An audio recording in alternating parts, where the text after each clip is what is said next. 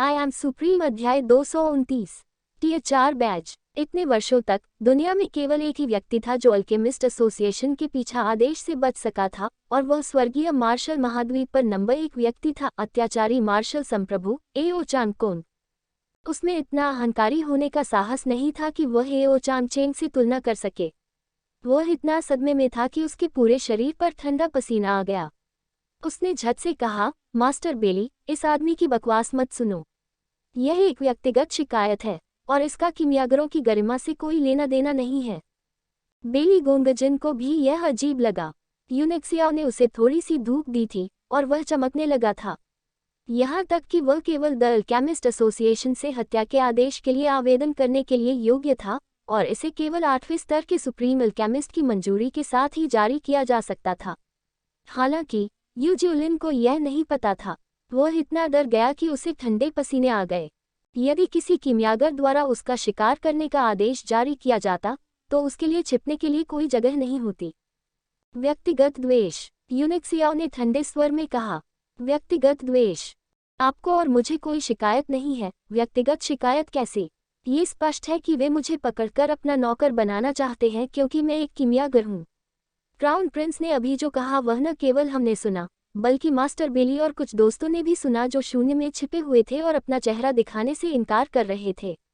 ये बकवास कैसे हो सकता है? एक किमियागर की गरिमा आज पूरी तरह से खो गई थी।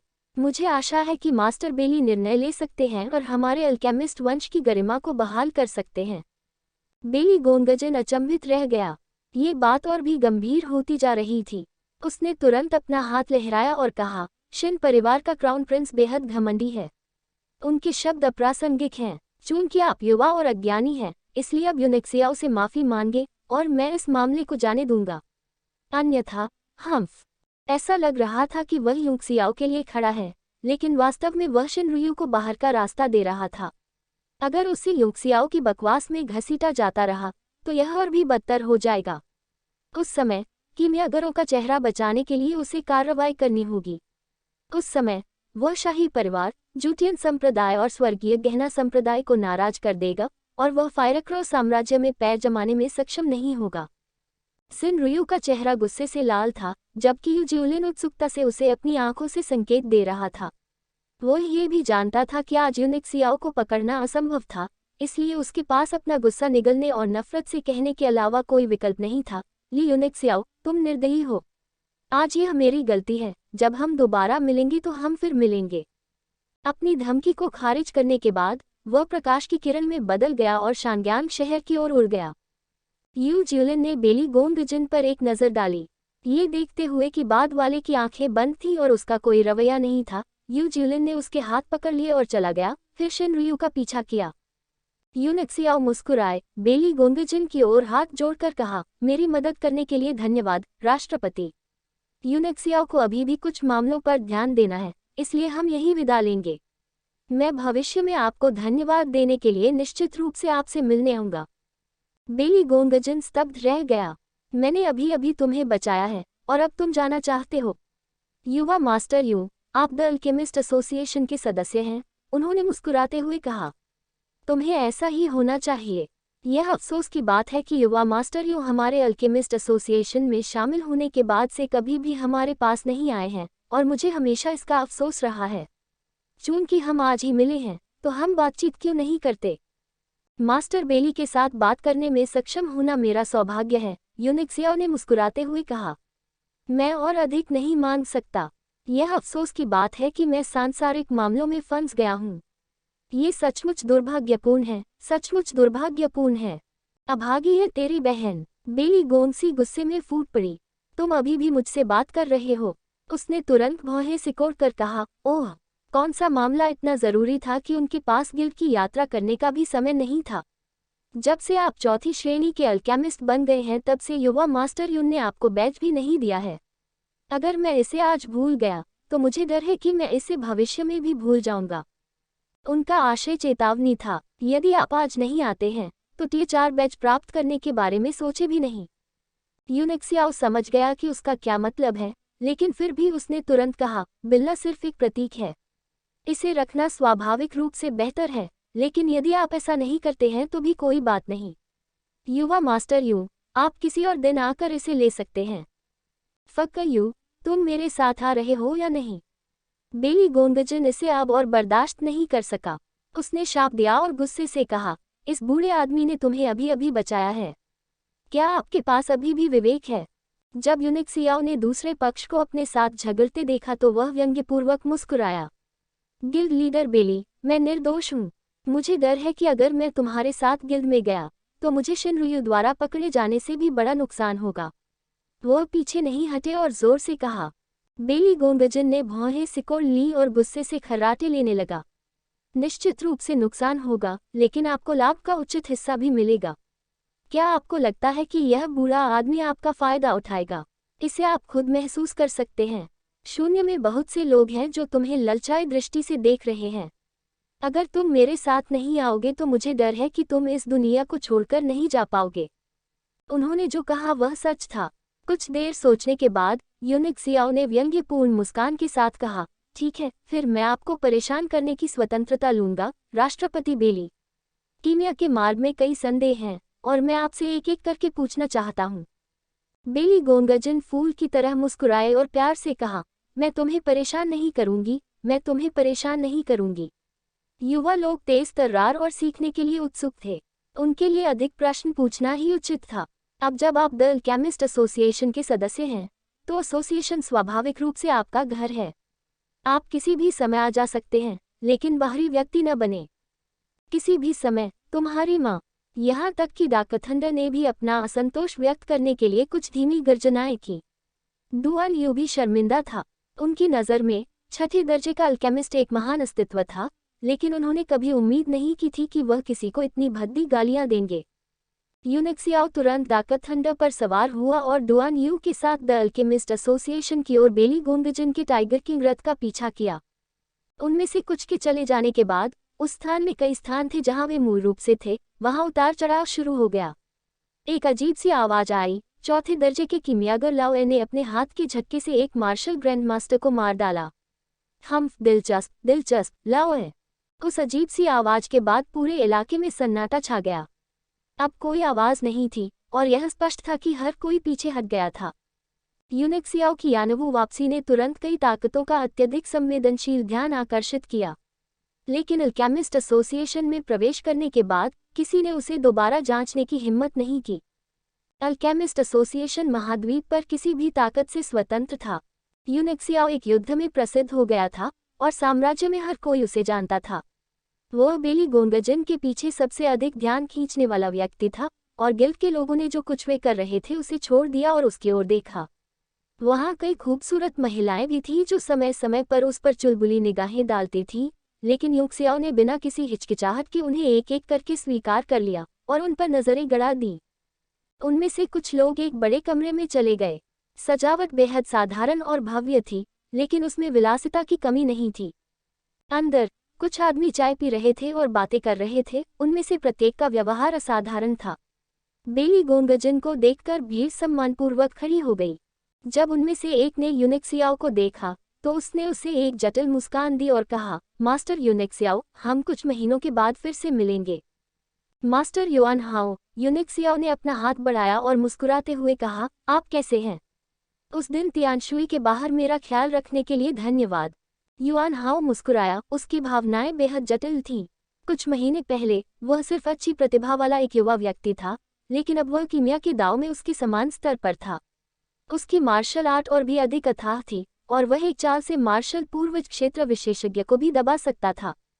यह एक संयोग है कि मैं मास्टर यूनिक्सियाओ से शहर के बाहर मिला, बेली गोंगजन ने मुस्कुराते हुए कहा। यह महज एक संयोग है। उसे बुलाने से बेहतर है कि संयोग से मिल लिया जाए। मास्टर यूनिक्सियाओ को कुछ करना है, लेकिन उन्होंने चौथे स्तर का बैच पाने के लिए अल्केमिस्ट एसोसिएशन में आने पर जोर दिया, इसलिए मुझे उन्हें रास्ते में यहाँ लाना पड़ा। ये सुनते ही डुआन यू का चेहरा काला पड़ गया। अगर आप हमें धमकी नहीं देंगे तो कौन आएगा? ये पता चला कि सभी बकवास कीमियागर ऐसे ही थे। यूक्सियाओ मदद नहीं कर सका, लेकिन सिर हिलाया और कहा, मैं कुछ समय पहले ही चौथे चरण पर पहुंचा हूँ, लेकिन क्योंकि झोऊ परिवार की बदमाशी बहुत ज्यादा है, मेरे पास आने और बैच लेने का समय नहीं है। मास्टर बाइली से मिलना एक ऐसा संयोग है, इसलिए मैं इस अवसर को जाने नहीं दे सकता। मैं देख रहा हूँ, युआन हाउ ने मुस्कुराते हुए कहा। मास्टर यूनिक्सियाओ की आत्मा की शक्ति में उतार चढ़ाव मेरे से जरा भी कम नहीं है। मुझे नहीं लगता कि इसका परीक्षण करने की आवश्यकता है ना? उसके बगल में एक बूढ़े व्यक्ति ने भौहें सिकोड़ ली और अप्रसन्नता से कहा, परीक्षण नहीं कर रहे हैं और सीधे बैच दे रहे हैं। निचली श्रेणी के लोग स्वाभाविक रूप से ऐसा कर सकते हैं। हालांकि चौथे चरण के सम्राट स्तर तक पहुंचने की ऐसी मिसाल कभी नहीं रही, है ना? यूनिक्सियाओ ने आवाज की दिशा में देखा और युआन हाउ ने जल्दी से समझाया, यह मास्टर शिनजे है। वह चौथे चरण का सम्राट भी है और वह वर्तमान सम्राट का चाचा है। शिनजी ने यूनिक्सियाओ पर हल्की सी नजर डाली और धीरे से कहा, कीमिया का मार्ग मार्शल आर्ट के मार्ग से अलग है। किसी को आश्वस्त होने के लिए एक ठोस आधार की आवश्यकता होती है। सभी चौथे स्तर के कीमियागरों को उस स्तर तक पहुंचने से पहले दशकों या यहाँ तक कि सैकड़ों वर्षों के समर्पित प्रशिक्षण और स्वर्गीय दाव की समझ से गुजरना पड़ा। फिर भी अभी भी हजारों लोग थे जिन्हें दरवाजे के बाहर रोक दिया गया था। नौजवान, मुझे विश्वास नहीं है कि तुम में चौथी रैंक की ताकत है। यूनिक्सियाओ मुस्कुराया, लापरवाही से ऊपर चला गया और सोफे पर बैठ गया। उसने अपने हाथों को आर्मरेस्ट पर रखा, अपने पैरों को पार किया और इत्मीनान से कहा, फिर मैं बड़ेजी को कैसे विश्वास दिला सकता हूँ? यूनिक्सियाओ की अशिष्टता ने तुरंत शिनजे और उपस्थित कुछ अन्य कीमियागरों को क्रोधित कर दिया। उनका मानना था कि वे कुलीन स्थिति के थे और सामान्य लोग, यहाँ तक कि साम्राज्य के रईस भी, बिना अनुमति के उनके साथ इतनी सहजता से बैठने की हिम्मत नहीं करेंगे। शिनजी ने जोर से खर्राटा लिया और ठंडे स्वर में कहा, स्वाभाविक रूप से हम सामान्य अभ्यास का पालन करेंगे और परीक्षा पास करेंगे। यदि तुम उत्तीर्ण हो जाओगे तो मैं स्वाभाविक रूप से आश्वस्त हो जाऊंगा। अन्यथा कृपया वहीं लौट जाएं जहां से आए हैं। युआन हाउ ने देखा कि माहौल थोड़ा तनावपूर्ण था, इसलिए उन्होंने जल्दी से कहा, मैंने कुछ महीने पहले मास्टर यूक्सियाओ की ताकत देखी है। वह निश्चित रूप से तीसरे दर्जे का कीमियागर है। कुछ महीने पहले वह तीसरे स्तर पर था। भले ही वह अब चौथे स्तर तक पहुंचने में कामयाब हो गया हो, उसका दायरा अभी भी अस्थिर है। परीक्षा पास करना आसान नहीं है। यदि आपके पास अपने दायरे को स्थिर करने के लिए 1 या 2 वर्ष का समय नहीं है, एक अन्य कीमियागर ने ठंडे स्वर में कहा, हम्फ। जवान आदमी, ये तुम्हारी सीट नहीं है। बेली गोंगजिन बगल से मुस्कुराए। ऐसा लग रहा था कि वह यूनिक्सियाओ को हारते हुए देखकर खुश था और वह उसकी प्रतिक्रिया देखना चाहता था। यूनिक्सियाओ ने अपना मुंह घुमाया और मुस्कुराया। चूंकि सभी ग्रैंडमास्टर आश्वस्त नहीं हैं, तो हम शर्त क्यों नहीं लगाते? ऐसा होता है कि मैंने अभी प्रतियोगिता से पर्याप्त कमाई नहीं की है, और चूंकि आप सभी चौथे स्तर के अमीर लोग हैं, इसलिए मैं खर्च करने के लिए कुछ आदिम पत्थर लेना चाहूंगा।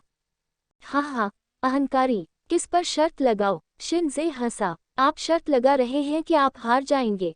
अन्य चौथे स्तर के कीमियागर भी अपनी दाढ़ी को सहलाते हुए तिरस्कारपूर्वक मुस्कुराए। यूक्सियाओ ने उन्हें हंसने दिया, लेकिन वह मुस्कुराता रहा और कुछ नहीं कहा। उसने उन पर ठंडी नजर डाली और उदासीनता से कहा, मैं आपके साथ कीमिया पर दांव लगाऊंगा। तुम तीनों एक साथ मेरे पास आओ। सबके हाव भाव बदल गए।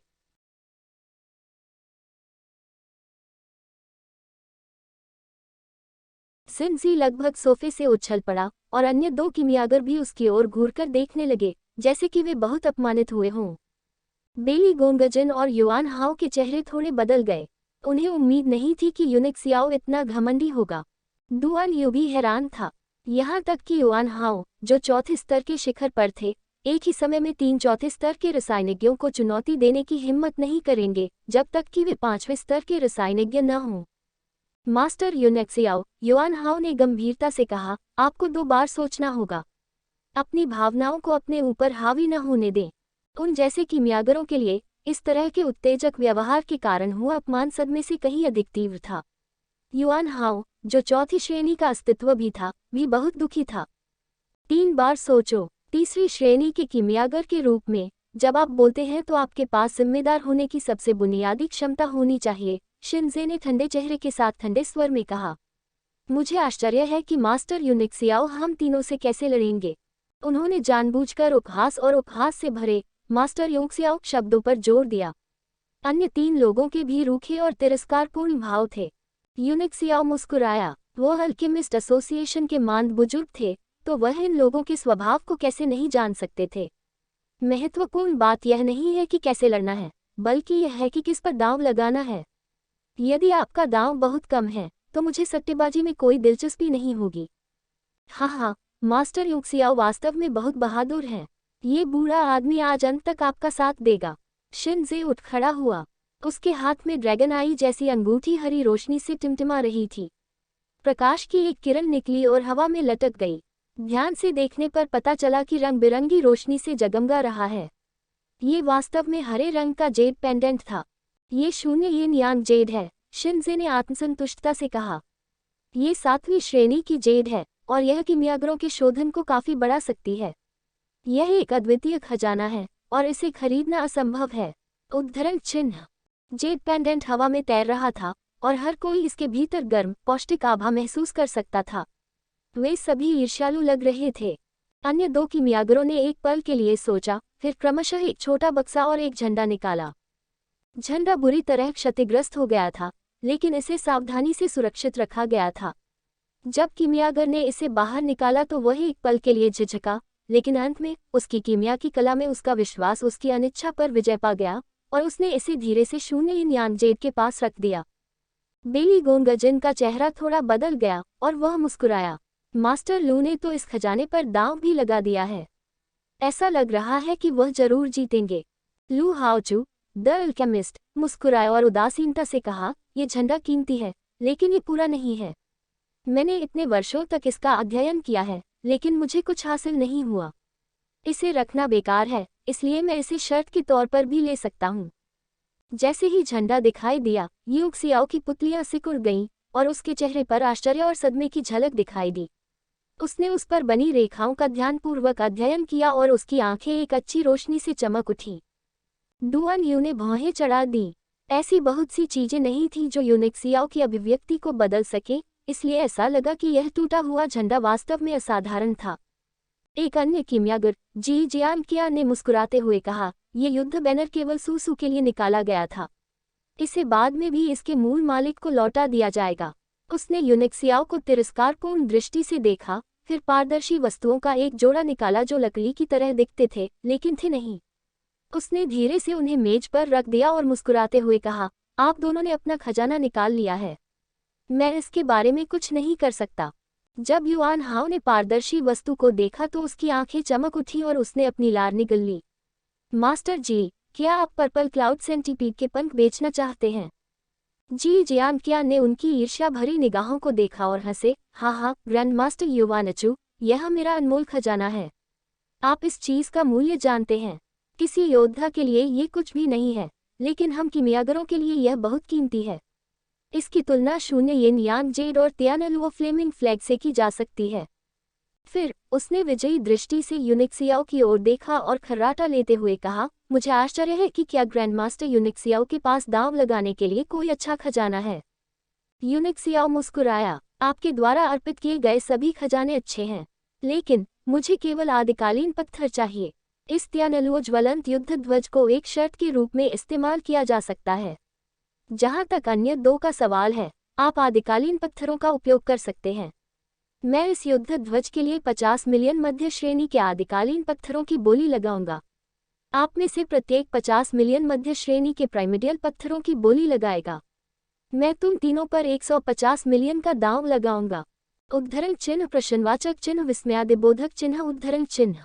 उपस्थित सभी लोग अचंभित रह गए और हौंफने लगे। 50 मिलियन मध्य श्रेणी के आदिकालीन पत्थर उनके लिए कोई छोटी संख्या नहीं थी और उनमें से अधिकांश खजाने थे।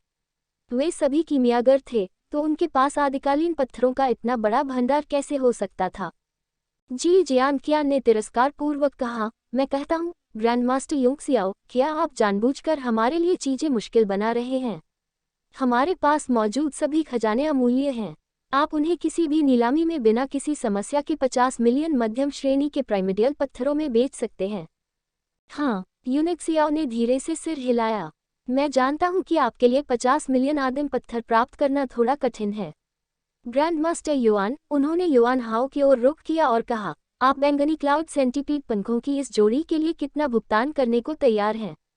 उन्होंने युआन हाओ की पंखों की चाहत भी देखी थी। जी जियानकियान की अभिव्यक्ति बदल गई और उन्होंने गुस्से में कहा, किसने कहा कि मैं इसे बेचने जा रहा हूँ? यूनिक्सियाओ ने उसे नजरअंदाज कर दिया और युआन हाओ को घूरता रहा। युआन हाओ ने भौहें सिकोड़ ली और एक पल के लिए सोचा, फिर कहा, बैंगनी क्लाउड सेंटीपीड पंखों की यह जोड़ी सबसे उत्तम 5वीं श्रेणी का राक्षस जानवर सामग्री है जिसे मैंने कभी देखा है। युवा मास्टर यून, मुझे यकीन है कि आप जानते हैं कि हम कीमियागर दाव के प्रति समर्पित हैं और मार्शल आर्ट की खेती केवल हमारे शरीर को मजबूत करने और हमारी जीवन शक्ति बढ़ाने के लिए है। इसलिए बहुत कम विशेषज्ञ थे जो मार्शल पूर्वज क्षेत्र में कदम रख सकते थे। इसलिए कई कीमियागरों ने दानव जानवरों के पंखों को कच्चे माल के रूप में इस्तेमाल करके उन्हें गहन कलाकृतियों में परिष्कृत किया, जिससे उन्हें आकाश में यात्रा करने की अनुमति मिली। बाजार में एक राक्षसी जानवर के पंखों की कीमत बेहद चौंकाने वाली है। ये सही है, बेली गोंगजन ने मुस्कुराते हुए कहा। एक बार असंख्य खजाने की दुकान द्वारा आयोजित फायरक्रो नीलामी में तीसरे दर्जे के शैतान पक्षी पंखों की एक जोड़ी 5 मिलियन मध्य श्रेणी के प्राइमेडियल पत्थरों में बेची गई थी। बैंगनी बादल सेंटीपीड पंखों की यह जोड़ी बरकरार है और इसकी कीमत का अनुमान लगाना कठिन है। हाँ, युआन हाओ ने एक पल के लिए सोचा और कहा, अगर पंखों की एक जोड़ी है जो बिल्कुल एक जैसी है तो मैं इसे खरीदूंगा, भले ही इसकी कीमत 60 मिलियन आदिकालीन पत्थरों की हो। 50 मिलियन की तो बात ही छोड़िए। यूनिक्सियाओ ने अपनी आंखें सिकोड़ ली और मुस्कुराया। उन्होंने थोड़ा सिर हिलाया और जी जियान कियान से कहा, आप अपने पंखों को शर्त के रूप में इस्तेमाल कर सकते हैं। सबके हाव भाव थोड़े बदले हुए थे। जी जियान कियान इतने गुस्से में थे कि उनका चेहरा हरा हो गया। ये नग्न अवमानना थी। उसने पहले ही पंखों के जोड़े को अपना मान लिया था। युआन हाओ की आंखें इच्छा से चमक उठीं। हालांकि रोशनी तुरंत कम हो गई और वह फूट फूट कर मुस्कुराया। वह जानता था कि यूक्सियाओ अकेले 3/4 स्तर के कीमियागरों को नहीं हरा सकता। लू हाओचू ने ठंडे स्वर में कहा, मास्टर यूनेक्सियाओ, आप बड़ी बात कर रहे हैं। यदि आप हमारे साथ 150 मिलियन आदिकालीन पत्थरों की शर्त लगाते हैं तो आदिकालीन पत्थरों के बारे में क्या? ऐसा नहीं हो सकता कि आप बिना कुछ लिए कुछ पाने की कोशिश कर रहे हो। ठीक है, मेरे पास इतने सारे युआन पत्थर नहीं हैं, यूनिक्सियाओ ने मुस्कुराते हुए कहा, लेकिन कोई उन्हें जल्द ही मेरे पास भेज देगा। तीनों के भाव बदल गए। जी जियान कियान ने गुस्से में कहा, तो आप हमारे साथ खेल रहे हैं? अधीर मत होइए, यूनिक्सियाओ ने फीकी मुस्कान के साथ कहा। मुझे लगता है कि वह आदमी जल्द ही यहाँ होगा। शिनजी ने ठंडे स्वर में व्यंग्य किया, क्या आप कह रहे हैं कि कोई आपको तुरंत 100 मिलियन आदिकालीन पत्थर भेजेगा? कौन सा सुअर इतना मूर्ख होगा जो तुम्हारे द्वारा मूर्ख बनाया जाएगा? अचानक दरवाजे के बाहर से एक आह की आवाज आई और उसके चेहरे पर एक व्यंग्यपूर्ण मुस्कान दिखाई दी। छोटे भाई, जिस सुअर के सिर के बारे में आप बात कर रहे हैं वह मैं हूँ। शिनजे चौंक गया और जल्दी से पीछे मुड़ा। बेली गोंगजन ने थोड़ा भौहें चढ़ाई। उसने अपना हाथ हिलाया और आध्यात्मिक जादू कर दिया। दरवाजा धीरे से खुला। शिनपाई कड़वी मुस्कान के साथ दरवाजे के बाहर खड़ी रही और असहाय होकर बोली, मैं अभी आई और मैंने किसी को मुझे सुअर का सिर कहते हुए सुना। शिनजे अवाक रह गया और हकलाते हुए बोला, तीसरे भाई, तुम 1-1, मैं 1-1। चिंता मत करो, शिनपाई ने अपना हाथ बढ़ाया और उसे रोका। मैं यहाँ युवा मास्टर यूं को कुछ जीवन शक्ति रत्न देने आया हूँ। ये कुल 160 मिलियन मध्य श्रेणी के आदिम पत्थर थे। युवा मास्टर यून, कृपया जांचें। उसने यूनिक्सियाओ की ओर एक भंडारण बैग फेंक दिया। कुछ कीमियागरों के मुंह सदमे से खुले थे और शिनजे और भी अधिक आश्चर्यचकित और हैरान था। तीसरा भाई, ऐसा क्यों है? ये लॉर्ड पाई की ओर से है, यूनिक्सियाओ ने मुस्कुराते हुए कहा। मुझे इसकी आवश्यकता नहीं है। वो 3 कीमियागरों की ओर मुड़ा और बोला, अब मेरी सौदेबाजी की रणनीति यहाँ है। आकाश लुओ लॉ युद्ध ध्वज और बैंगनी बादल सेंटीपीड के पंख इसे दबा सकते थे। मास्टर लू, आपके लिए बेहतर होगा कि आप अपनी कीमती जेड को प्राचीन पत्थरों में बदल दें। लू हाओचू के चेहरे पर हल्का गुस्सा था और उसने गंभीर स्वर में कहा, ऐसा लगता है कि मास्टर यूक्सियाओ को मेरे शून्य यिन यांग जेड के प्रभावों के बारे में पर्याप्त जानकारी नहीं है। इस जेड को पहनने से सीधे तौर पर एक कीमियागर की आत्मिक शक्ति बढ़ सकती है, उनका दिमाग शांत हो सकता है और उनकी आत्मा और शरीर की रक्षा हो सकती है। यह एक असाधारण खजाना है। मुझे पता है कि आपने अभी क्या कहा है, यूनिक्सियाओ ने मुस्कुराते हुए कहा। आइए इसे आदिकालीन पत्थरों से बदलें। लू हाओचू गुस्से में था और चिल्लाया, तुम, मेरी शून्य यिन यांग जेड किसी भी नीलामी में इससे अधिक कीमत पर बेची जा सकती है। यूनिक्सियाओ ने थोड़ा सा भौहें सिकोड़ते हुए कहा, तुम समझ क्यों नहीं सकते? मुझे केवल प्राचीन पत्थर चाहिए। क्या तुम समझ रहे हो? इसके बारे में क्या ख्याल है? बेली गोंगजन ने अचानक कहा। यदि मास्टर यूनिक्सियाओ भाग्य से जीत जाता है तो मैं इस 0 येन यान जेड को 50 मिलियन मध्य श्रेणी के प्राइमेडियल पत्थरों में खरीदूंगा। मुझे आश्चर्य है कि क्या आप इससे संतुष्ट हैं, मास्टर यूनिक्सियाओ? निसंदेह मैं आदिकालीन पत्थरों से संतुष्ट हूँ। यूनिक्सियाओ हंसा। मैं आदिम पत्थरों से खुश हूँ। उसके बाद वह इत्मीनान से खड़ा हुआ और शिनपी से कहा, जो दंग रह गया, कृपया एक कप चाय बनाने में लगने वाले समय की प्रतीक्षा करें। प्रतियोगिता के बाद शिनपाई ने झोउ परिवार से आदिकालीन पत्थरों के साथ साथ अपने 100 मिलियन के लिए भी पूछा और कुछ चर्चा करने के लिए यूनिक्सियाओ के पास आया। जैसे ही उसने अपने जासूस से सुना कि यूनिक्सियाओ द अल्केमिस्ट एसोसिएशन में है, वह दौड़ पड़ा, लेकिन उसे किसी अन्य प्रतियोगिता में भाग लेने की उम्मीद नहीं थी। ये तो और भी अधिक हास्यास्पद और अविश्वसनीय प्रतियोगिता थी। हालांकि यह प्रतियोगिता झोउ युशान की लड़ाई जितनी हिला देने वाली नहीं थी, लेकिन जब 15 वर्षीय चौथे स्तर के कीमियागर ने इसका उल्लेख किया तो ये पहले से ही असाधारण होना तय था। यूनिक्सियाओ की शांत अभिव्यक्ति को देखकर शिनपाई बेहद हैरान हो गया और उसके दिल में अविश्वास की भावना उमड़ पड़ी। क्या वह इतना आश्वस्त था? उसने अकेले ही 3 प्रसिद्ध चतुर्थ श्रेणी के कीमियागरों को हरा दिया। उसने इस निष्कर्ष पर विश्वास करने की हिम्मत नहीं की, लेकिन धीरे धीरे उसने अपने दिल की गहराइयों से इस पर विश्वास कर लिया। वह किनारे खड़ा चुपचाप देखता रहा। हाँ, 10 मिनट। क्या ऐसा हो सकता है कि मास्टर यूनिक्सियाओ तत्काल निशानेबाज हो? लू हाओचू जोर से हंसा। यूनिक्सियाओ ने उसे उदासीनता से देखा और मुस्कुराया। मुझे आशा है कि आप बाद में भी हंस सकेंगे। लू हाओचू ने अपने शरीर से तेजाबा महसूस की और तुरंत चौंक गया। उसकी अभिव्यक्ति थोड़ी बदल गई। उस तरह की शांति कोई कृत्य नहीं, बल्कि एक सोची समझी योजना से पैदा हुआ स्वाभाविक आत्मविश्वास था। लू हाओचू को इस पर विश्वास नहीं हो रहा था। क्या ये व्यक्ति इतना मूर्ख हो सकता है कि उसने सचमुच सोचा